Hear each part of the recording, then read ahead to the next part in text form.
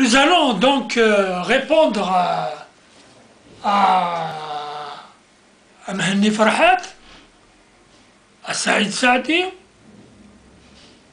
à Aït Hamouda Nourdine, à Maître Aït Al-Arbi, et même à certains partis islamistes comme celui de Jabla et de Moukri, Abdelaziz Moukri, et au pouvoir. Dans la foulée, donc, vous aurez chacun sa réponse. Pour ceux qui prônent l'indépendance de la Kabylie, une question aussi cruciale, aussi importante, aussi capitale que l'indépendance d'une région de l'Algérie doit se baser sur le vœu du peuple, ce qui est ignoré de tous, aussi bien du pouvoir que de tous les partis politiques en Algérie.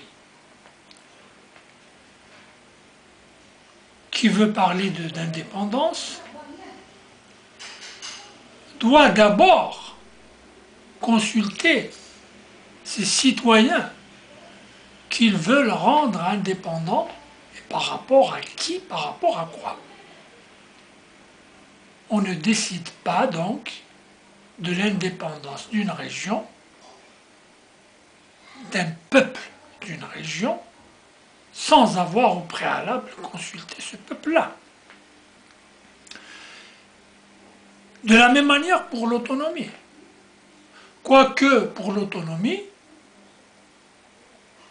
ça peut s'envisager sans recourir à la consultation populaire. Parce que,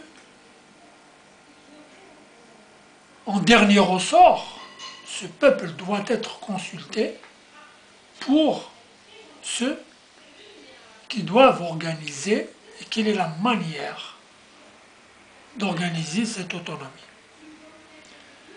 Enfin, ceux qui sont pour le maintien du statu quo jacobiniste, jacobin,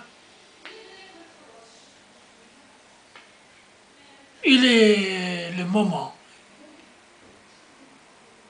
de réfléchir et de se mettre une fois pour toutes dans la tête que les régimes totalitaires, y compris royalistes, ont vécu. Il est important que le pouvoir sache que le peuple algérien a besoin non seulement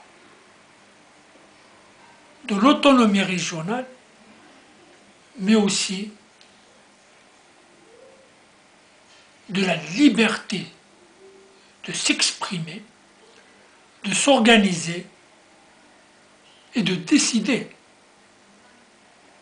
Le pouvoir doit revenir à une large frange de la population, à la majorité authentique, pas la majorité qui sort des urnes, pas la majorité décidée par Ould Abbas et consorts. Ça, c'est une majorité fictive, chimérique, qui n'existe que dans la tête des Mohavada du néo-FLN ou des autres partis politiques préfabriqués. En tout état de cause, nous n'admettrons aucun système politique, aussi démocratique soit-il, sans que nous soyons consultés sur les voies et moyens d'instaurer ce système politique. Pourtant, l'Algérie a plus que besoin d'une réorganisation totale dans tous les domaines, politiques, économiques, culturels, militaires. Notre pays a besoin d'être repensé et mis sur les rails qui doivent le conduire à la prospérité, à l'épanouissement, au développement, au respect, à la considération. Il est donc fait appel à tous ces politiciens qui s'agitent autour de nous et qui chacun veut instaurer son système d'organisation. Il est donc demandé à ces leaders de procéder à une large consultation avant de prendre toute initiative. Une règle chère au management moderne dit: il vaut mieux consulter tout le monde avant de prendre une décision, pour avoir l'adhésion des administrés. Parce que une décision, aussi bonne soit-elle, meilleure soit-elle, peut être rejetée pour le seul motif que ceux qui sont concernés n'ont pas été consultés. Pour ce qui me concerne, dans tous les cas de figure, je vois la chose d'une autre manière et je réserve mon point de vue et j'aurais aimé que chaque région dispose de sa spécificité juridique. En d'autres termes,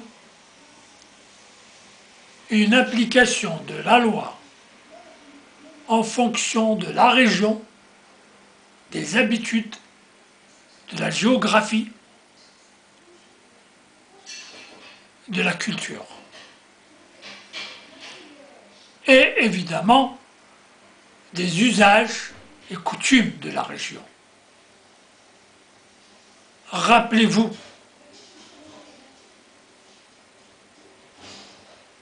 la juridiction de Cheikh Mohamed el-Hussein, qui s'est imposée même durant la guerre de libération et qui a prévalu sur la justice française.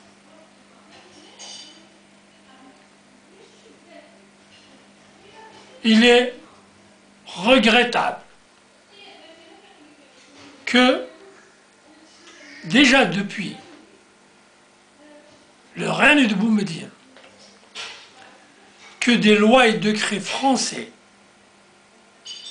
ont simplement changé de titre et ont gardé toute la substance. Il s'agit là d'une législation coloniale qui s'applique à un peuple pourtant libéré de la colonisation. Il faut réfléchir. Il faut ouvrir un débat large pour avoir